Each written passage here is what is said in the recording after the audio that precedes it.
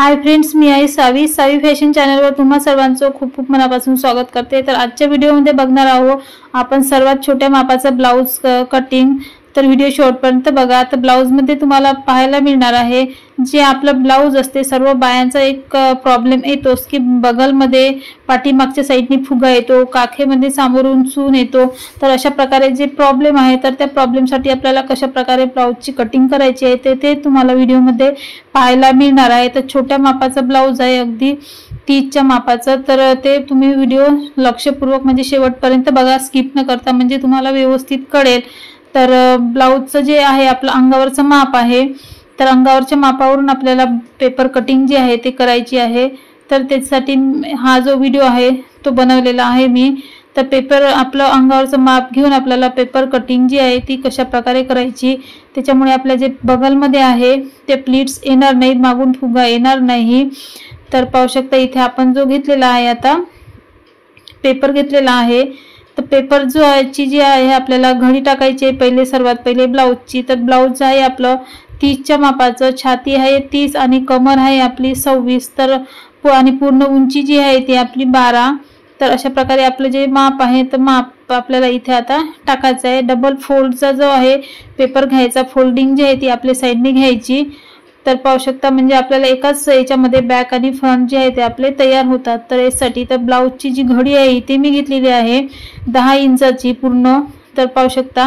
तर त्यानंतर आता आपल्याला टाकायचं आहे इथे ब्लाउजची उंची। तर ब्लाउजची जी उंची आहे ती आपली आहे 12, त्याच्यामध्ये 1 इंच ऍड करून आपल्याला इथे 13 अशा प्रकारे लावायची आहे। तुमच्या ब्लाउजचं जे काही उंची येत असेल तर पाहू शकता इथे शोल्डर आहे ते 5 इंच लावलेला आहे। त्यानंतर जो मूंढ आहे तो इथे लावलेला आहे 5.25 इंच। छातीचा चौथा भाग लावायचा आहे। तर छातीचा जो चौथा भाग आहे आपला 7.5 इंच आणि पूर्ण छातीची आहे आपली 30 इंचाची आहे। आणि त्याच्यामध्ये आपल्याला पाहू शकता 1.5 inch stitching margin, 7.5 plus 1.5 inch घेतलेला आहे। त्यानंतर आता आपल्याला टाकायचा आहे कमरचा चौथा भाग। त्यानंतर पाहू शकता इथे कमरेचा चौथा भाग 6.25 इंच लावलेला आहे, 1 इंच जे बॅकचे टक्स आणि 1.5 इंचाची स्टिचिंग मार्जिन।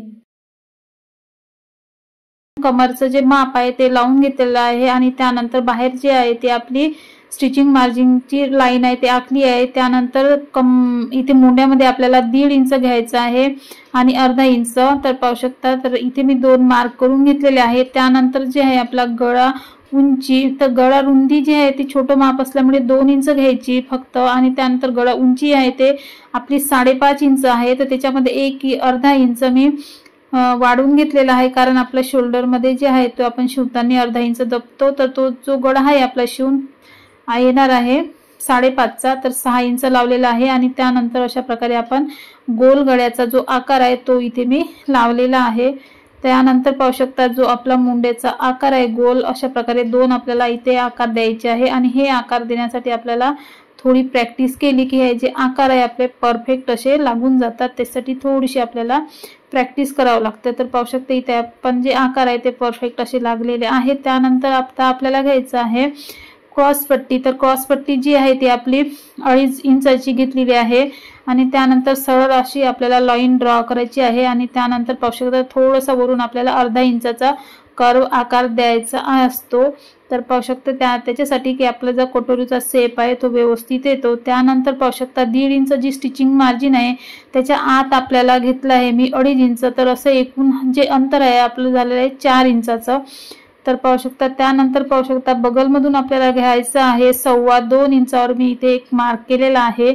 आणि जे आहे आपल्याला वरून कटोरीचं शेप देण्यासाठी आपल्याला खालून 1 इंच, गळ्यापासून खालून 1 इंच मोजायचं, तिथे एक मी मार्क केलेला आहे। तर त्यानंतर हे जे 3 पॉइंट आहे आपल्याला कटोरीचा आकार देण्यासाठी जोडून घ्यायचे आहे। तर अशा प्रकारे गोल मध्ये तर पाहू शकता परफेक्ट आपला कटोरीचा जो आकार आहे तो इथे तयार झालेला आहे।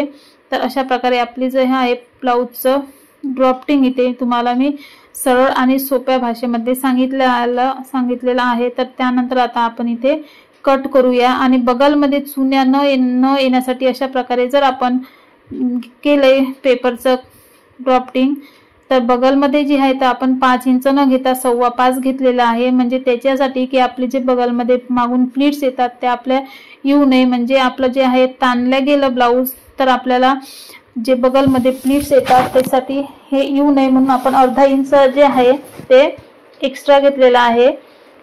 तर आता आपण इथे कट करणार आहोत। अशा प्रकारे पाहू शकता एकाच याच्यामध्ये आपल्याला 2 भाग जे आहे ते तयार मिळालेले आहे, पाठीमागचा आणि बॅक समोरचा फ्रंट। तर इथे आपण समोरच्या फ्रंटचं जे आहे ते गळा कट, त्यानंतर शोल्डर मुंड्यामधले जे 2 भाग आहे ते पण आपण इथे अशा प्रकारे कट करत आहोत। त्यानंतर कटोरीचे सगळं आपलं जे पेपर कटिंग आहे इथे कट करून झालेलं आहे। त्यानंतर आपण बघणार आहोत छोट्या कटोरीवरून आपल्याला कशा प्रकारे आपली कटोरी जी आहे ती वाढून घ्यायची आहे।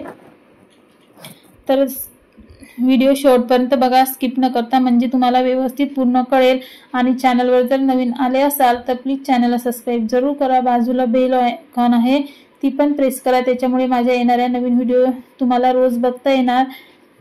तर पाहू शकता जी कटोरी आहे ती आपल्याला अशा प्रकारे तिरप्यामध्ये ठेवायची, कागदवर असो किंवा कापडवर। आपल्याला कटोरी नेहमी आपल्याला क्रॉस तिरप्यामध्येच ठेवायची आहे। तर त्यानंतर ही जी कटोरी आहे आपल्याला अशा प्रकारे पूर्ण आखून घ्यायची आहे, छोटी कटोरी।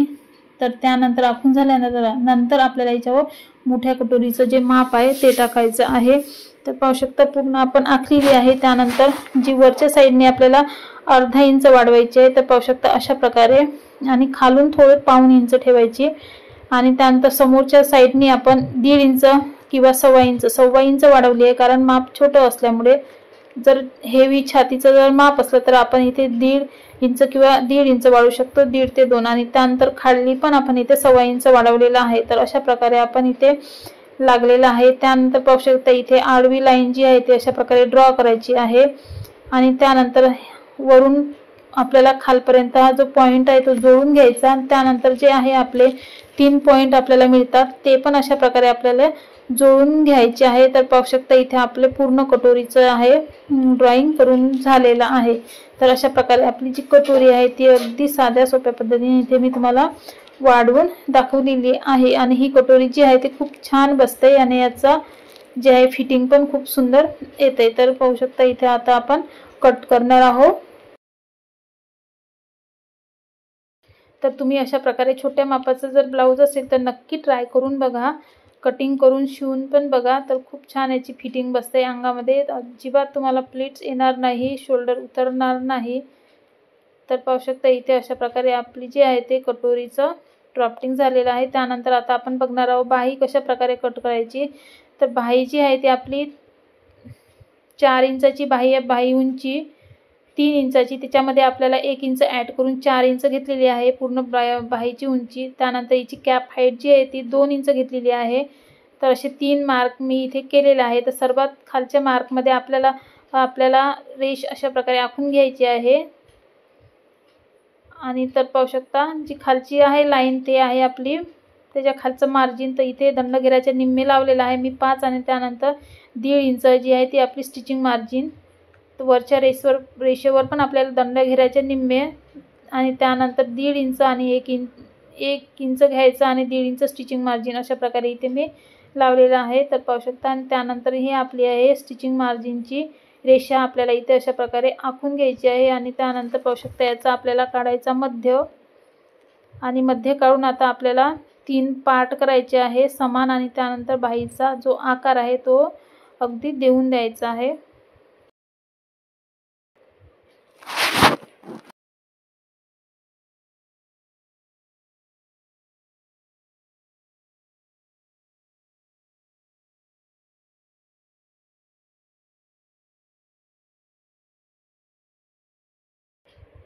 तर पाहू शकता अशा प्रकारे जी आहे आपली बाहीची कटिंग इथे झालेली आहे। तर आजचा तुम्हाला व्हिडिओ कसा वाटला तर कमेंट करून नक्की सांगा, आवडला तर लाईक शेअर सबस्क्राईब जरूर करा। तर पाहू शकता अशा प्रकारे आपलं जे छोट्या मापाच्या बाहीचं कटिंग इथे तुम्हाला पूर्ण पेपरवर करून दाखवलेला आहे। तर त्यानंतर हा जो आतमधल्या मुंड्याचा आहे आपला बागलचा भाग तो पण आपल्याला कट करून घ्यायचा। तर अशा प्रमाणे आपलं जे ब्लाउज आहे ते पूर्ण पेपर कटिंग इथे तयार झालेला आहे। तर आजचा व्हिडिओ कसा वाटला तर कमेंट करून नक्की सांगा। आवडला लाईक शेअर सबस्क्राइब जरूर करा।